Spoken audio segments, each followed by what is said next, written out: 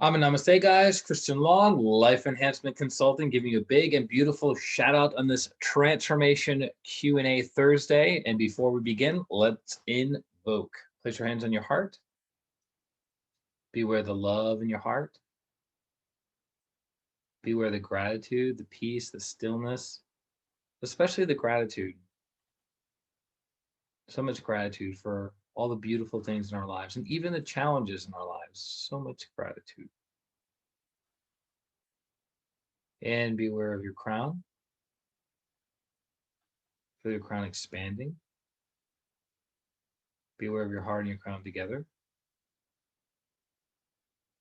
To the Supreme God, Divine Father, Divine Mother, respected and beloved teacher, Grandmaster Cho Kuksui, Lord Mahaguru Jmelen, to Lord Buddha Kuan Yin, to Lord Ganesh, to Holy Master Count Saint Germain, to Saraswati, to all the holy gurus, holy masters, saints, archangels, holy angels, healing ministers, to the angels of awareness, understanding, to our divine selves or higher souls, we humbly invoke for your divine light, love, and power, for your help, guidance, and protection,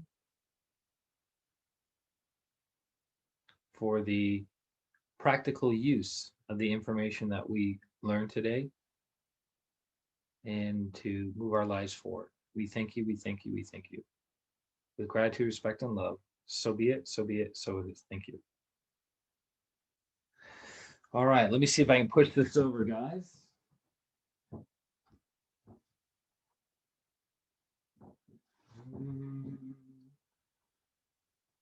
Well,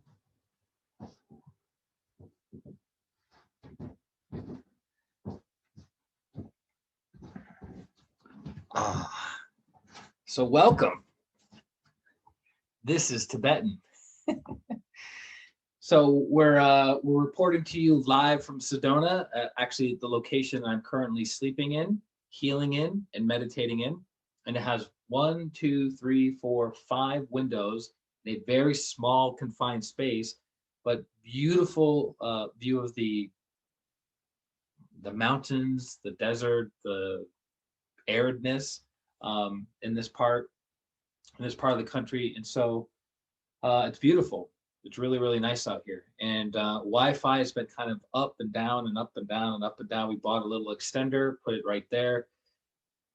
Also another router. So hopefully the internet connection will be better, but I think we're gonna have to do the streaming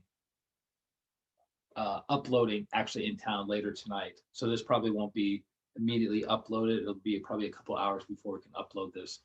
But thank you very much to each and every one of you who've been adding questions each week to the Thursday Q&A. Super, super helpful. Hopefully you're getting benefit, and then the people that are listening to this are also getting benefit from your questions as well. See how the karma works on that? So let us get right into today's questions. So the first one is, if one isolates his aura every single day for 24 hours, all persons, including loved ones, what is the negative effect in doing so? So it's a big question, and it can go in many different directions. But in general, the question is, if you isolate your aura from other people, what will happen to those other people, or what are the consequences of doing that? Well, as someone who teaches, as someone who heals, as someone who interacts with the world, it's near impossible for the shields to stay up.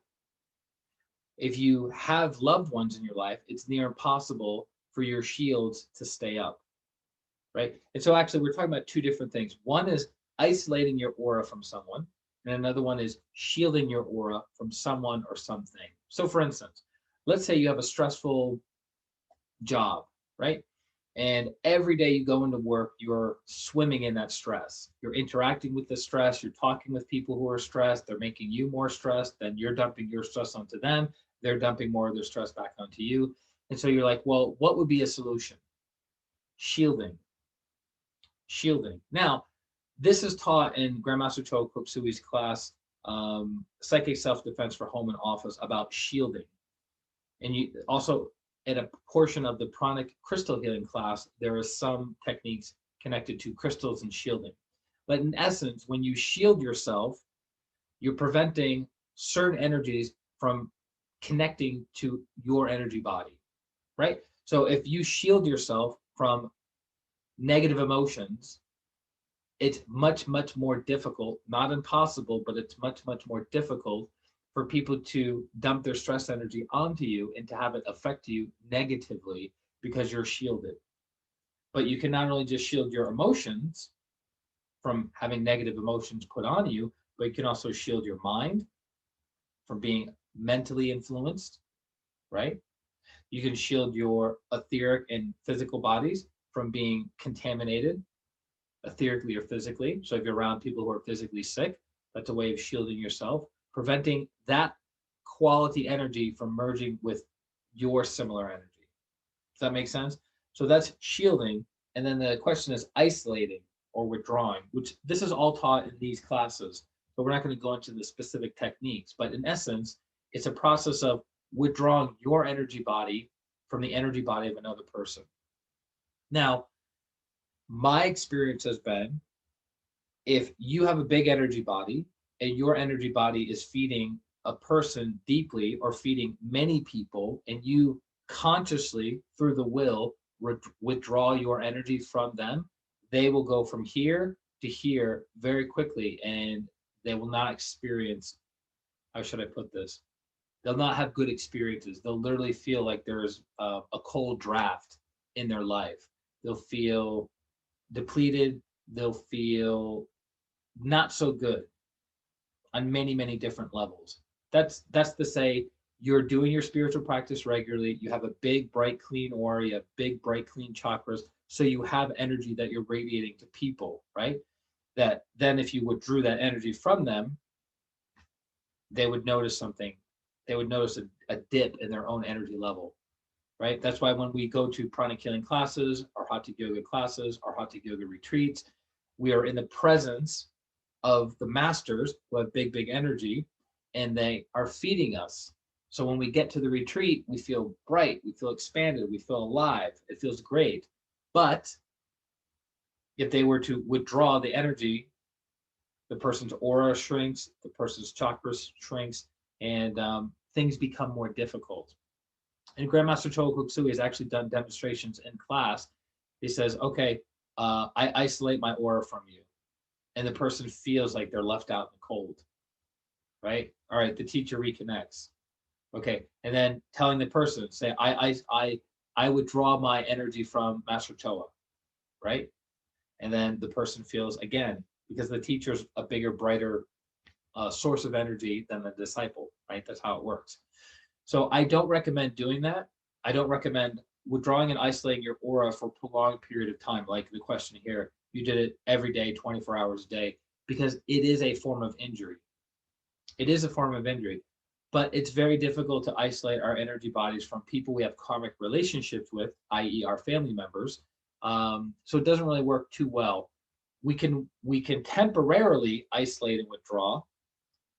When would that be appropriate? So when we go to pranic healing classes, when we go to our hatha yoga retreats, when we go to spiritual classes that are designed to expand our energy body because we have a stronger connection to our higher self, a stronger connection to our teacher, a stronger connection to God, we are charged, lots and lots of energy. We become like a pillar of light. Then when we go back home and interact with our friends, our family members, or those closest to us, even our neighbors who have not done the same purification practices and spiritual practices and healing practices and meditation practices that we've done, our aura that is big and bright merges with their aura, which is not there yet, and we rapidly expand their energy body. Now, because they haven't done the purification practices, there's a lot of stress in their energy body. True or not true? Most people don't have clean energy bodies most of the time, right? So here we are, super clean, super bright. We come into their environment, our aura merges with their aura, it expands all of their stuff, and then World War III at home, right?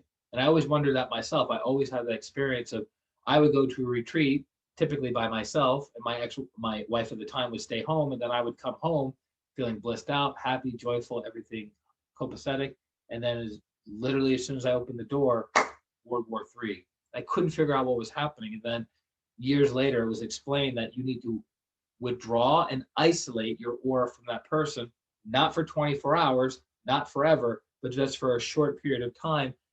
But it's not permanent, even if you tried to make it permanent, because being in proximity of somebody, the auras are going to be merging anyways, right?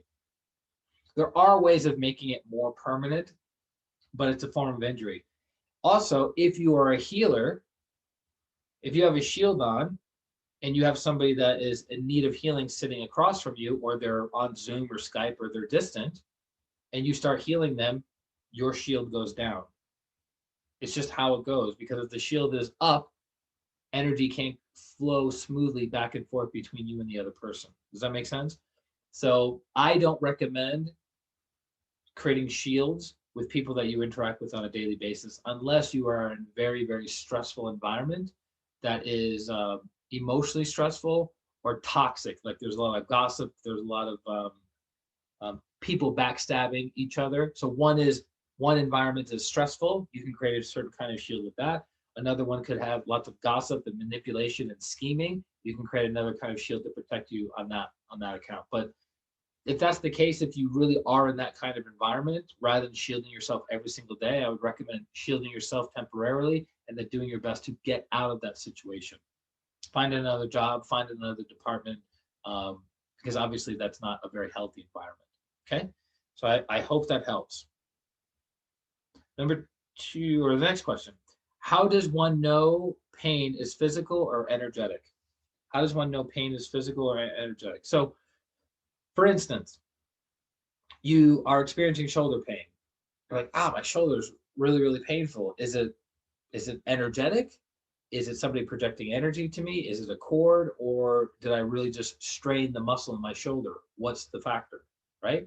Well, one way of identifying is if it's a cord or not is imagining that your hand is a brilliant, luminous white blade, like sharp like a knife, and then you imagine that you're cutting or disconnecting a cord from somewhere that's going into your shoulder, right? And if you cut the cord, then all of a sudden the pain in your shoulder goes away. There's your clue. But if you cut the cord and you're like, it still really hurts, it could be a physical factor. You could have physically strained your shoulder, maybe, strained your rotator cuff muscle, your deltoid, something like that. Make sense? So it's really like cut the cord first and find out if it is a cord or not. Cords can be excruciating, and I don't use that word lightly, can be excruciatingly painful when they're plugged into you. Because if they're plugged into you and the person who's plugging into you needs lots and lots of energy quickly, you're going to feel that being siphoned out of that part of your body, and it's going to feel intense, right? Or if the person who's cording to you is very, very angry at you, typically it's not going to be in the shoulder, it'll be like in the kidneys or the main or the back solar plexus. If it's connected to fear, if it's connected to betrayal, it'll be in the back heart. So it depends on how the person is thinking and feeling of you will determine and depend where the cord is on your body and the intensity of the cord. So if they need a lot of energy, the cord will feel intense, like you're being drained. If they're super angry at you and they're cording to you, right, they're thinking negative thoughts and negative feelings and speaking negatively about you, then that's poking holes in the aura, that's poking holes potentially in the chakras themselves, and then that's also, they could be corded to your kidneys, to your main, and you'll feel this hot burning sensation. So it's a blessing and a curse to be sensitive, right? Namaste, Chrissy. How are you, dear? We'll put you in the teeny tiny picture there. So how people cord to you determines what kind of energy is going through you. So if they cord to you and they need energy, typically it's the spleen, the front spleen, the back spleen. They'll cord to your spleen and they'll pull energy, so you'll feel drained, right? You'll feel drained. So typically nurses, doctors, therapists, people that work one-on-one with people, they typically have cords, very big cords connected to their spleen, because those people are in need of what? Healing. They're in need of energy, so they pull. But if someone's mad at you, they're going to connect to different parts in your energy body and you'll feel it. So like I was saying before, Sensitivity is a good thing in some respects because it gives you a greater awareness of what could be happening, right? So you can take the necessary preventative measures or the treatment measures to resolve that issue. Because some people are being drained all the time and they're unaware of it, right? Because they lack sensitivity. But the benefit of lacking sensitivity is that you're not feeling this intense burning sensation in your body.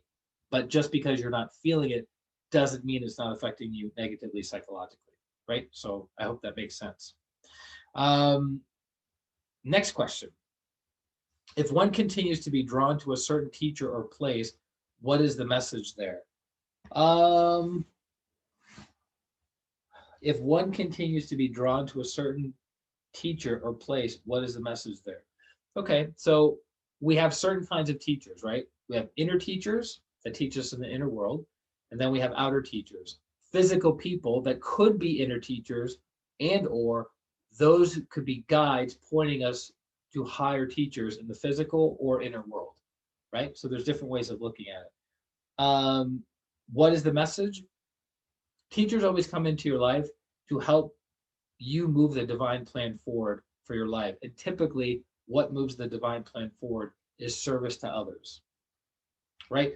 In general, you're not going to have a spiritual teacher come into your life, physical or non physical, so you can earn $1 million, have a yacht, live on the beach, and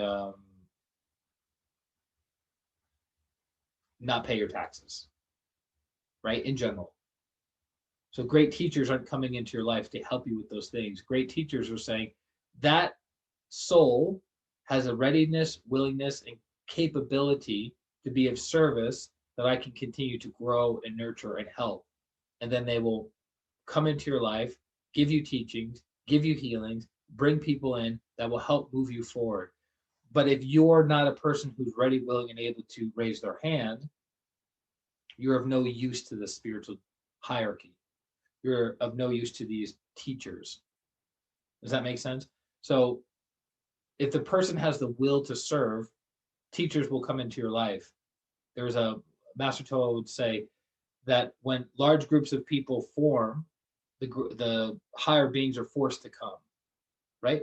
Meaning more energy is being brought into the matter, right? When you have large groups of people gathering, there are more energy bodies there. The karma is bigger, so you have bigger teachers coming in to regulate that energy. Does that make sense? So if you're just like have a little tiny project that doesn't require a lot of energy, then you're going to get a teacher that's at that level of development, right? So you might not get a Master Choa, you might not get a Count Saint Germain, you might not get a Babaji, right? Because you don't have a big purpose. So you're going to get a teacher that's at your level of development, right? If you're a first grader, you don't need a college professor to teach you, right? You just need a first grade teacher or maybe a second grade teacher. So it's at your level of readiness, willingness, and how big your mission is. We have to have a level of humility. We have to have a level of self-honesty that, look, not every soul on this planet is a great soul. Not every soul on this planet has a great mission, right? As the saying goes, many are called, but few answer, right? Because we all have free will. So we might say, and I've come across this a lot over the years on the spiritual path of people that say, I have this big purpose, I have this big purpose, I have this big purpose, I have this big cause, I have this big cause, I have this big cause. I'm here to help humanity in a massive way. But then if you look at their actions over the past 5, 10, 15 years, it's been all over the place. It's been unpredictable. They've been in here, they've been out of there. There's no continuity of them being an instrument of goodwill and the will to do good for other people. So you start to go, well, wait a minute. If you're an instrument, the great teacher would want to see you of a certain caliber of development to use you as an instrument of goodwill and the will to do good. So for instance, right, the great teachers used St. Paul to propagate Christianity. He was one of the most prolific spreaders of Christianity of all the apostles, but he was killing Christians prior to that. So why would the great teachers use that soul? because that soul had developed other abilities that are very useful to the hierarchy, and all he needed was a heart. So they activated the heart within him, and then he became a great proponent for the Christian faith. Does that make sense? So we have to rid ourselves of the delusion that, I have a master plan, I have a huge, big, juicy purpose. What is it? And then we just sit, right? I've never once in the years that I've known of Master Choa been trained by Master Choa, healed by Master Choa, and been in Master Choa's classes, have I ever heard him say about his how important his mission is in the sense of him. Like, I have a very important mission to do. It's always we have an important assignment, right? The 150-year vision, right? It was always something bigger and greater than himself, and he was always backing it up with a tremendous amount of action. It wasn't like he was sitting and waiting to be inspired, and he was sitting and waiting and talking this delusional talk about, I'm supposed to be a great teacher. I'm supposed to serve humanity in a massive way. Think about Elon Musk. If he just spent all of his time after PayPal sitting around talking about, well, I'm supposed to do something great for humanity. I'm supposed to do something great for humanity. I'm supposed to do something great for humanity. And he never took any action, never did any service, never created anything, never created Solar City, never created Tesla, never created um, uh, the rocket company, never created the boring company, right, where it drills into the ground um, for faster transportation underground in the California area. You get what I'm saying? So it's like we can tell ourselves we have big purpose and a big mission, but what are we doing? Are we so overwrought with fear and anxiousness that it freezes us from moving forward? Or are we taking action? I'd rather I'd rather I'd rather meet with a person who's taking a little bit of action, who never talks about service and never talks about uplifting humanity, versus the person who only talks about uplifting humanity but never takes any action, right? It's the difference of goodwill and the will to do good. So to bring it back to the point, if one continues to be drawn to a certain teacher or place, what is the message there? The message is service. The message is being an instrument of goodwill and the will to do good. That's why the teachers come into our lives. They don't come into our lives to make us multimillionaires for the sake of being a multimillionaire, or to get us a mansion, or to get us a Lamborghini, or to get us our ideal partner. They come in to help us with big work. But with big work requires big effort that we have to partake in, and some people don't want to do that. Even Master Choa said it himself. If I knew what my mission was, I probably wouldn't have done it. He thought his mission was just to write the basic Pranic Healing book. That was it. Little did he know there were bigger plans. But he wasn't running around telling everybody, I have this big mission, I have this big mission, I have this big mission, but I don't know what it is, and I'm just going to sit here, right? You have to take action. Service, service, service. And then, yeah, there are certain places that certain teachers anchor their energies into. So if you're drawn to go to a certain city, a certain state, a certain province, a certain country, yeah, there could be something there for you. There could be. There could be a lesson there for you. There could be, yeah, in my journeys in the month of May of 2021, traveling around 5,000 miles around the Pacific Northwest, certain things were revealed to me in my travels. Now, could those things have been revealed to me if I didn't go? Probably not, because I was inspired, right? Something was pulling me to go to these places. And by going to those places, things revealed themselves. Does that make sense? Even my inspiration, me being here in Sedona, Arizona, was inspired through scanning, clairvoyant observation, and seeking to understand. So it's not an accident that I'm here. I was definitely drawn to come here, but it was like I followed the energy, if that makes sense. If you would have asked me 6 months ago, hey, do you want to go to Sedona, Arizona? I would have been like, not at all. Like, literally, because I had the opportunity to come to Sedona, Arizona about a little over 6 months ago. And I was like, No, I'm not interested, right? But then something happened that inspired me because I was looking in the inner world and trying to gain understanding, and then that's why I'm here now. And it all makes sense now. So it's not that hindsight's 2020. It's only hindsight is 2020 because we lack the initial awareness. But the more aware one is, you can go further and further back and have clarity that you don't need to have it later. Like you know how people look back years later and go, now I know why I did that. Now I know why I met that person. Now I know that I went through X, Y, and Z.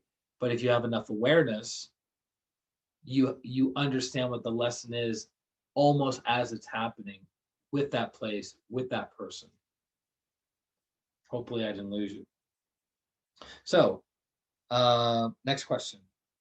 What are some additional practices of gratitude besides journaling? So we brought up in the Q&As, the lecture, the Twin Hearts meditations, the importance of gratitude.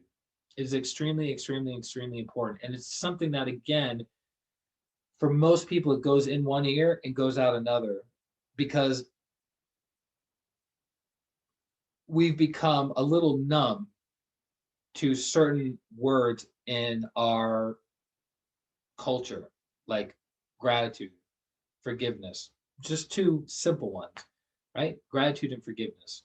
But those two energies, understood deeply and practiced regularly, will transform your entire life. No doubt whatsoever, right? But when people say, yeah, gratitude, I got it. Like, I journal. Okay, how often do you journal about gratitude? What is this your state of beingness when you're practicing gratitude and journaling? Do you have the TV on? Do you have kids running around? Are you just writing out your gratitude list just to get it out there? Or are you sitting down, be still, be aware of the heart, be aware of the sincerity within the heart, and then writing out the things that you're grateful for, the small things, the big things, the things that just happened, the things that happened 20, 30 years ago, the things that you're grateful for happening in the near future. So gratitude is a great practice, but why do we write it down? Why do we write down the things that we're grateful for?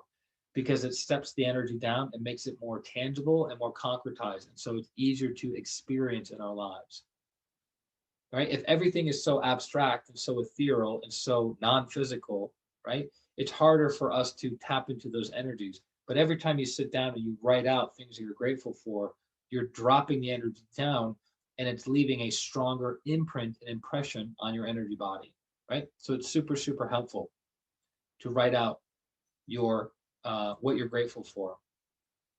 And you can be grateful for many, many different things. It's interesting, doing this for so many years, I'm still in awe of when you talk about gratitude with people, after like 7, maybe 15 items, they're done. They got nothing left. I go, really? That's all you can be grateful for is 7 to 15 things, right? Because I usually give the assignment of write out 10 things in the morning you're grateful for and 10 things in the evening that you're grateful for, and it could be anything. And after the first day, they're already rewriting out the same things. And I go, that's it? You can only find a few things to be grateful for? Because people don't understand what gratitude is, how powerful gratitude is, and how you can be grateful for everything in life. You can be grateful for where you were born. You can be grateful for your childhood. You can be grateful for your race. You can be grateful for what you have in your bank account. You can be grateful for the accomplishments. You can be grateful for the challenges that you've had on the way toward your accomplishments. You can be grateful for the ability to breathe. You can be grateful for the abundance of the universe. You can be grateful for the spiritual teachings you've received, the spiritual blessings that you receive, the energy healings that you've received. You can be grateful for all the mentors that have come in and out of your life in this lifetime. You can be grateful for previous incarnations. You can be grateful for past hurts, pains, and traumas that you experience, and then transform and transmute those and really experience deep, deep love and healing. So there's so many different things to be grateful for from so many levels of truth and so many facets of truth that it has always amazed me that people don't get it. that they just go, okay, I'm grateful for my kids. I'm grateful for my new car. I'm grateful for my job. So they're just saying, they're just getting the list out there. There's lack of awareness, lack of understanding, and lack of sincerity. If those things were there, people would see the tremendous benefit of gratitude. That's why you have to give gratitude its fair share, its due time in your life. But it can transform you. And all of my years of doing spiritual practices, we're going on 22 years, regular practice of gratitude has had the most profound and potent experiences for me. And likewise for many other people that I know who practice it regularly. So you practice it. So one of the Pranic Healing masters said many years ago that our Hatha Yoga practice should be in the background of your life, meaning it's always there and it's always playing, right? So the same thing with the energy of gratitude, being grateful as a state of beingness versus something you sit down and you do. Yes, it helps to sit down and write out the things that you're grateful for, or you're in traffic, you can write out on a little piece of paper what you're grateful for, or you're on a subway, or you're on a bus, or you're on a plane, and you can write out things that you're grateful for. But that's the start of it. But as you start practicing, you become that thing. You become gratitude, which is a whole other conversation. So it starts with journaling, and then you also start becoming that very thing. Gratitude.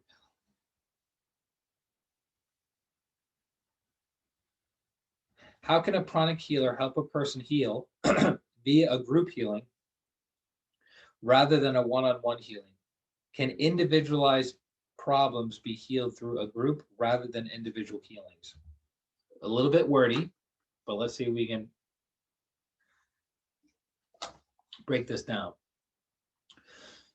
So you have pranic healing, right? The world's most comprehensive system of energy medicine known to man, that was created over 30 years ago by Grandmaster Choa Koksui, the modern founder of pranic healing and Hatha Yoga. So you have one-on-one healings. So somebody comes in and says, all right, I have a migraine headache. And you follow the pranic healing protocol, step 1, step 2, step 3 for migraine headache. And then the person has a miraculous healing by the end of it. Their headache goes away and they go about their day super happy, super grateful. Now you have a group. You have 3 people that have migraine headaches. Can that person be as effective of producing a healing with one person with a migraine headache as they can with 3 people in a migraine headache? It depends. It depends. It depends on many factors, but simply put, it depends on the energy body of the person doing the healing. It depends on the clarity of intention of the person doing the healing. And it depends on the development of the person doing the healing's will. Right? So you have 3 people with a migraine headache, and the person doing the healing has a small energy body.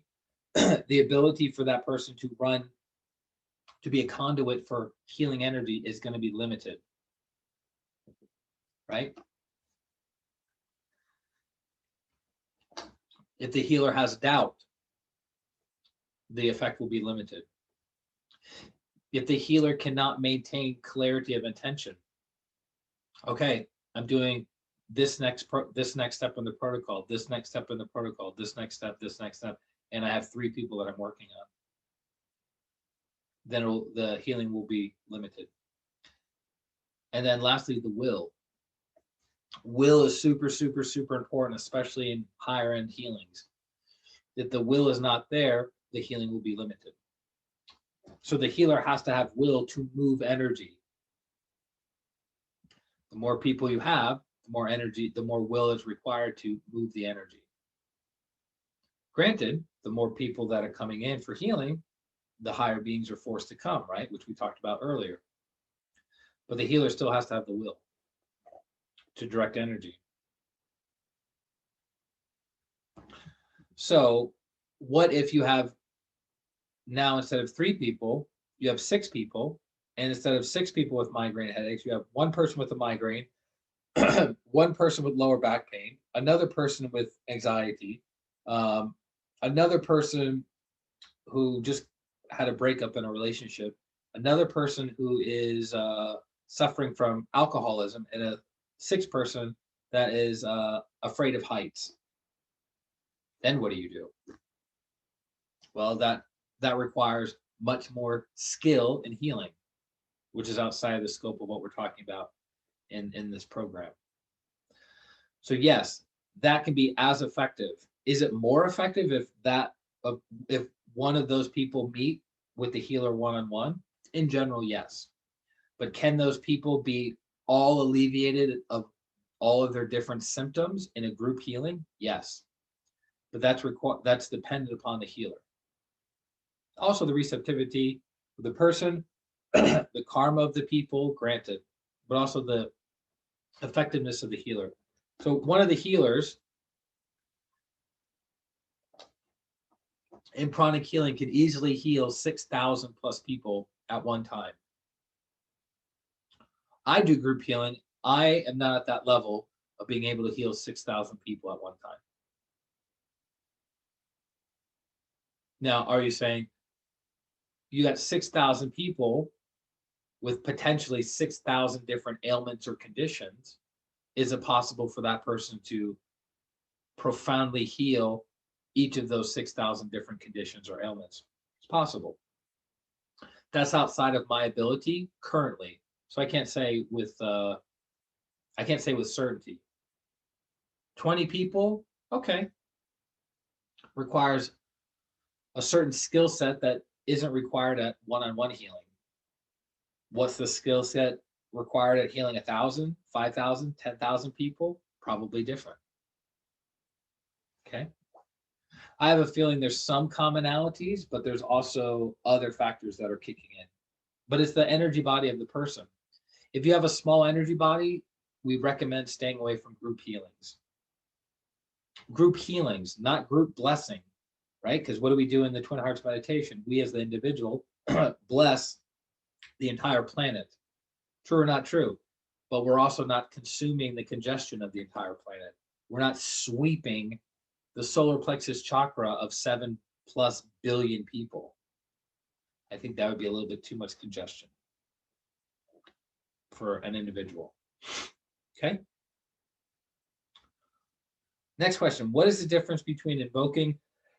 My throat's been congested actually the past 3 days. It'll get better. I have a light day tomorrow. What is the difference between invoking with just putting your hands on your heart or bringing your hands to your heart and above your head? So great question. So if you guys notice, when we do the invocation before every meditation, before every lecture, and before every healing, we either place our hands on our heart, right? And we do our invocation to the Supreme God, Divine Father, Divine Mother, or we have our hands open in receptive position to the Supreme God, Divine Father, Divine Mother. Now, if we do this, what happens? This is like the generic version, yeah? Supreme God, Divine Father, Divine Mother. It's called the receptivity pose. But what if you do this? What happens here? When you place your hands on your heart, with your fingers pointing up, it activates your heart chakra. And it shoots energy up, which triggers the crown. Right? So if you just do this move, right? So I have my hand clasped. I have the joints of my thumb right here in the center of my chest. And as I do this, just this movement, my heart becomes more and more activated. Right? And then if I chant the word Yam, Y-A-M, 8 times, yum, yum, yum, yum, yum, yum, yum, yum, yum, yum. Sounds like that old cat commercial. Yum, yum, yum, yum, yum, yum. But if you do this 8 times in a row, pause, 8 times in a row, pause, 8 times in a row, pause, it activates the heart, because the sound of the heart is that yam, right? So when we invoke, we have our hands on our heart, to activate our crown, to allow more divine energy to come down, because we're doing spiritual work, right? Now, within the higher levels of pranic healing and arhatic yoga, you're taught the arhatic salutation, which we are not allowed to show publicly. The only time it's done semi-publicly is during the Wesak festival. Outside of that, it's not done in public. It's an inner teaching. And inner teachings are meant to be shielded from the common people. That's not a derogatory term, because the common people are the common people. They're average. It's the norm, right? Because people don't understand certain things. And when people don't understand things, what do? They have a tendency to project negative thoughts, negative speech, and negative feelings towards something that, if it's spiritual in nature, it comes back to them many, many, many, many, many times magnified. So we don't do the salutation in public. And there's a whole inner teachings behind the Arhatic Yoga salutation.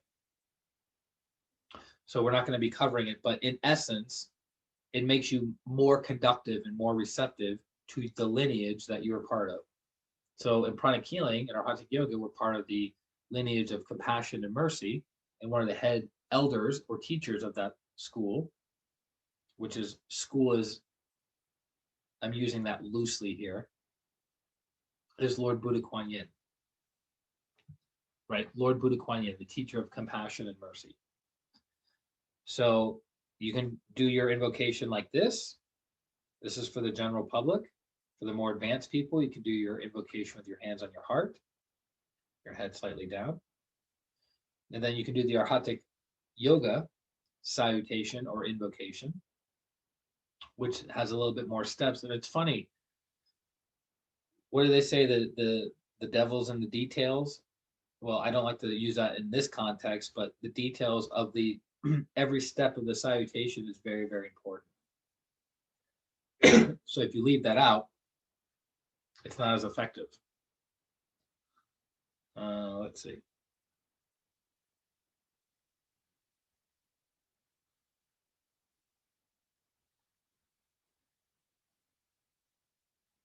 Also has a greater healing effect, cleansing effect, and energizing effect. The Arhatic salutation or invocation. What books or resources do you recommend for the magic behind numbers and spirituality? I don't have any. Most of it's been through either one-on-one mentorship or it's been in classes. I don't have a specific book or resources of, hey, I want to learn about numerology. Who's a good person? I can't think of one. At least off the top of my head, I can't think of a certain author or book or resource.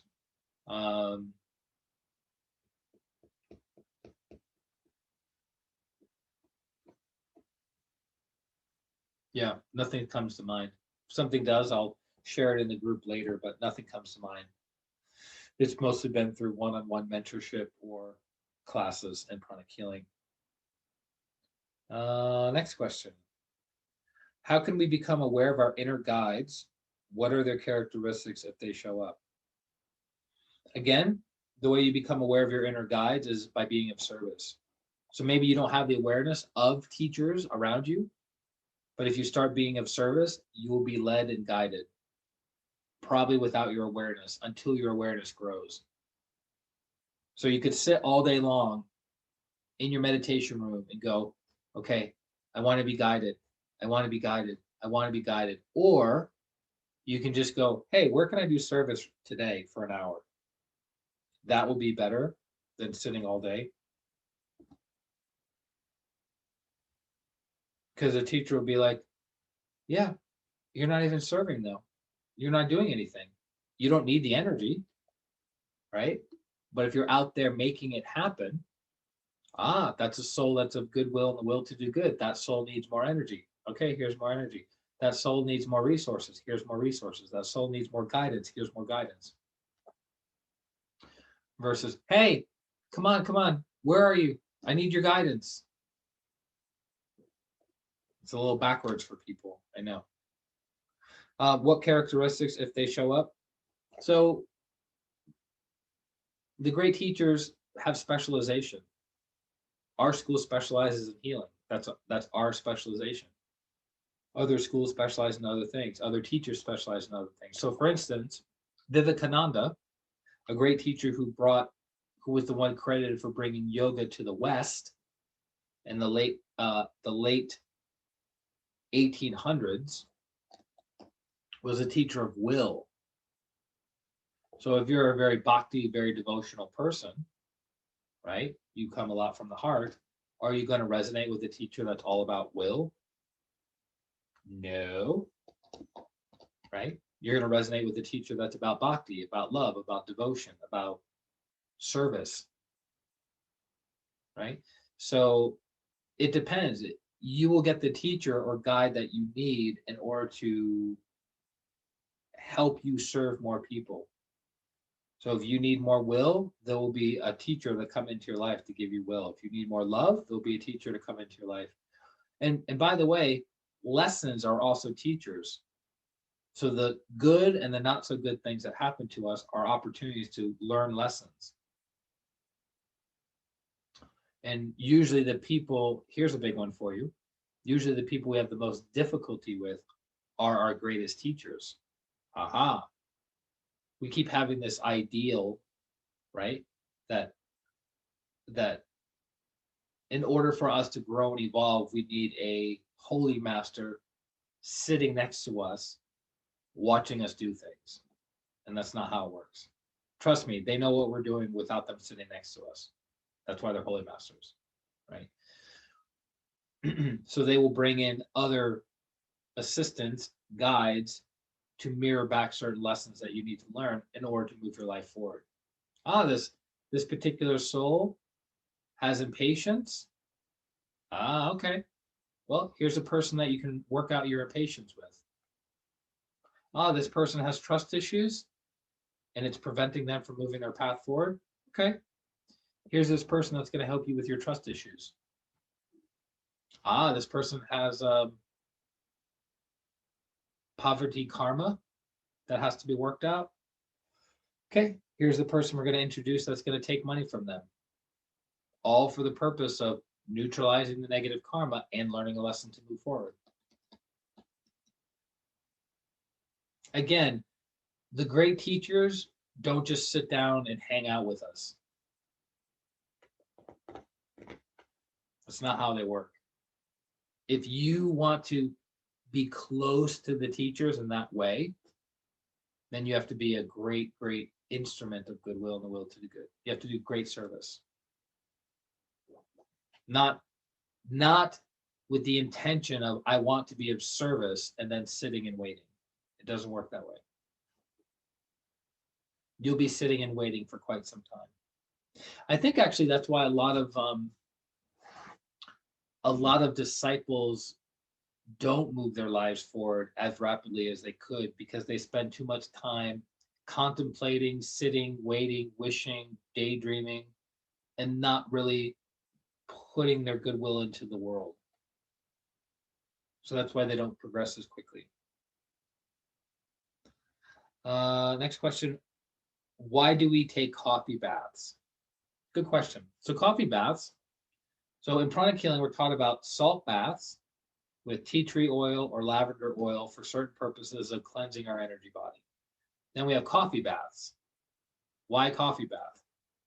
It's not the coffee itself, it's the caffeine in the coffee is orange energy or orange prana. The properties of orange prana are expelling and cleansing.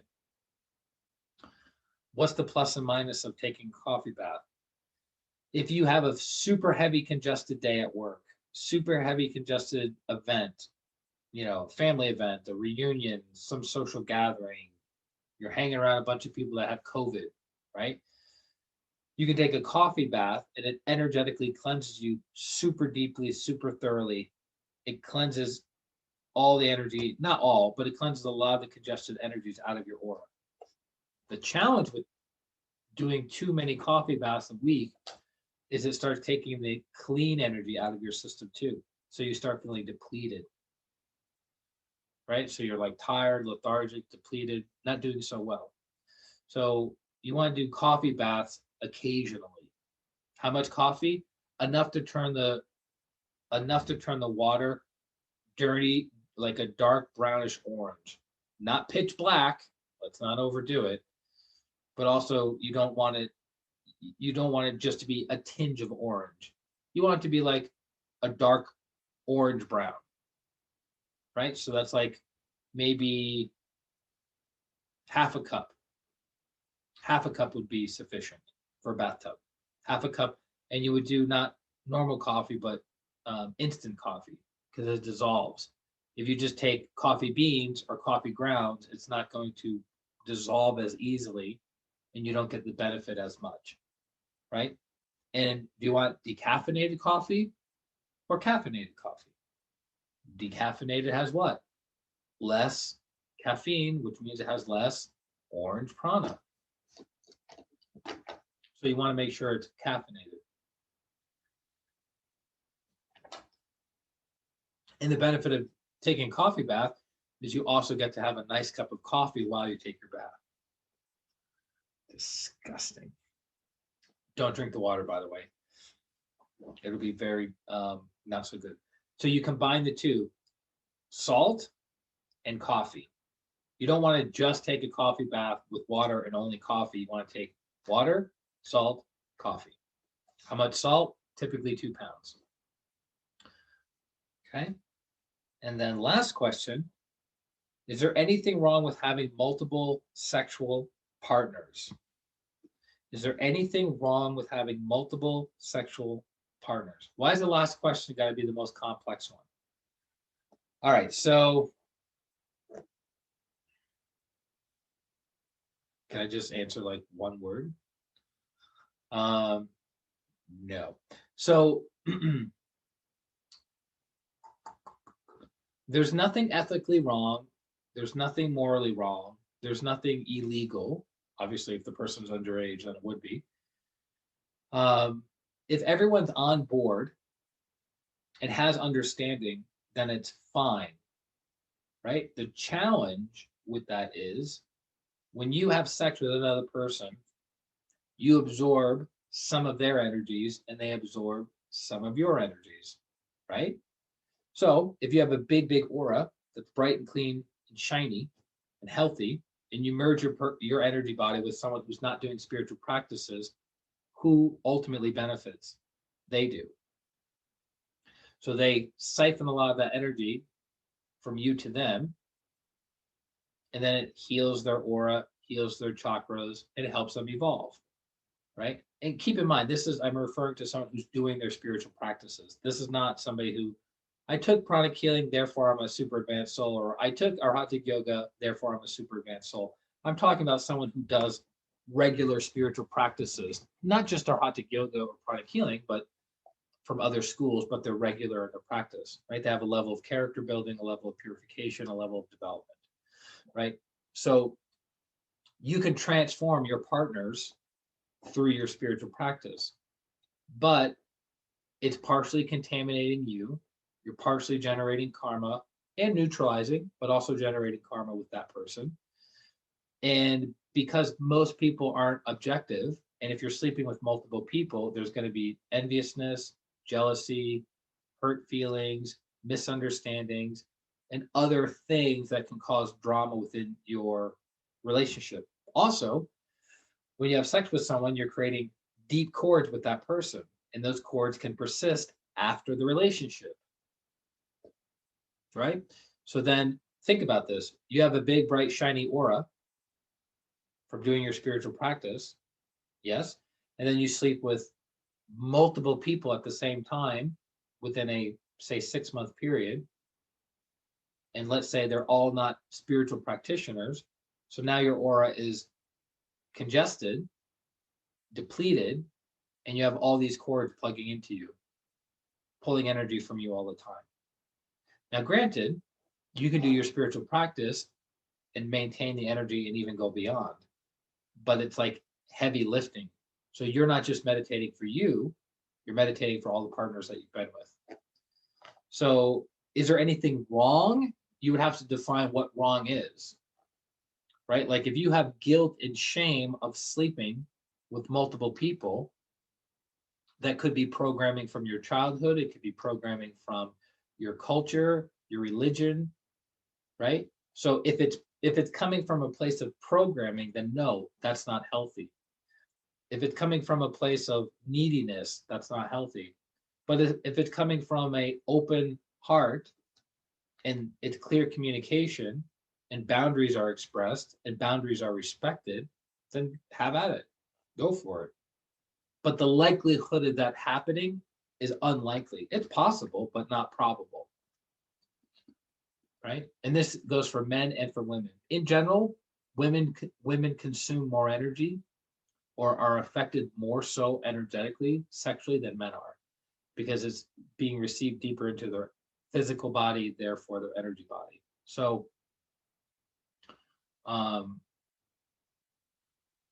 most women that I know who have multiple partners, they don't seem very fulfilled. And likewise with most men too. So you have breadth of experience, right? Short interactions with many people. And then you have depth of experience with one or two people and going very, very deep. So it's difficult to go deep with many, many people. So I guess it really depends. Because I remember asking one of the masters years ago with my partner and I at the time, and I said, hey, we're thinking of opening up our relationship. We're thinking of trying new things, having new experiences. Is there anything wrong with that? And she, said, no, if everyone is in agreement and everyone is energetically clean, then no problem. It's actually recommended, this is for husbands and wives as well, that before lovemaking, you clean your partner. So if it's recommended to clean the partner that you live with around the clock, 24/7, don't you think it would be recommended to clean the person that you don't know very well if you're choosing to be with that partner? So you'd clean the person energetically. There's actually a Pranic Healer in Florida who had, she was an older woman and she had many lovers in and out of her life. And she would, every person that came into her house, she would deeply, profoundly cleanse them energetically, salt baths, salt scrubs, like do the whole thing to ensure that that person was clean and she had a good experience and they had a good experience. Because here's the thing, if the person that you're with is lower energy and you merge your higher, faster moving energy with them, it can have a radical reaction in their energy body. So it can actually amplify their stress, amplify their anxiety, their anger, their irritability, their insecurities, because you're giving them like a Shakti pot, a blessing, and it's radiating throughout their whole system. So if you can make them as clean as possible before connecting with them sexually, then that radical reaction will be reduced, and they'll have a much, much better experience. So that's why it's not really an easy answer of like, is it okay if I go out and plow a bunch of people or get plowed by a bunch of people? Is that okay? It's like, it depends, right? Are you going out and sleeping with a bunch of high level yogis, or are you going out and sleeping with a bunch of like gutter rats? Right? So it's contextual. It's not a yes or no, black or white answer. It's contextual. Look at that cute little face, stupid face. So I hope that helps. I hope that brings some clarity. But very good questions this week. I appreciate each and every one of you that submitted them. So we're going to sign off. We'll see if we can upload the video within a reasonable amount of time. If not, I'm going to have to drive into town. And it only takes like 15 minutes if I'm in town. But if I'm here, not so much about 15 minutes. Last time I tried it, a couple days ago, just as an experiment, I was like, all right, let me upload this video I was able to do in 10 minutes in town. Let me see how quickly I could do it. So after 5 minutes, it's at 1%. I was like, all right, this is going to take a lot longer than I thought. So it's part of my karma right now in Sedona, part of the vortexes. I'm learning about those things in many ways. But yeah, we're doing what we can to keep everyone on board. But hey, at least we're able to do the talks live from my room and have it be smooth as butter. So thank you, everyone. It's just me. Thank you, everyone. Let's close. Be aware of the heart. Smile at the heart. Be aware of the crown. Smile at the crown. Be aware of the heart and the crown together. To the Supreme God, Divine Father, Divine Mother, to Grandmaster Chogo Koksui, Lord Mahaguru Jimelain, to Lord Buddha Kuan Yin, to Lord Ganesh, to Holy Master Count Saint Germain, to Saraswati, to all the holy gurus, holy masters, saints, archangels, holy angels, to the angels of awareness, understanding, and inner transformation, to our divine selves, our higher souls, we thank you, thank you, thank you, thank you, thank you all for your great, great blessings, for your divine light, love, and power, for your help, guidance, and protection. Thank you for blessing us with the ability to practice these teachings in our day-to-day lives to transform ourselves and those that we love and care for. We thank you with gratitude, respect, and love. So be it, and so it is. Thank you.